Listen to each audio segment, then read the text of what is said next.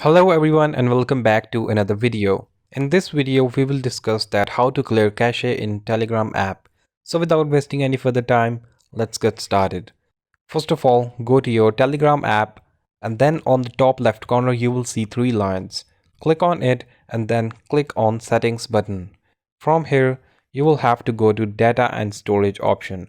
So click on data and storage and then on the top you will see storage usage option. Click on it and then there will be an option to clear cache. Right now I have 49.8 MB of cache, so if you want to clear, click on clear cache button and there you have it. You have successfully cleared all the cache from your Telegram app. And that's it. That's how you can clear cache from Telegram. I hope you like this video. Don't forget to like and subscribe to our channel. Thanks for watching and see you in the next video.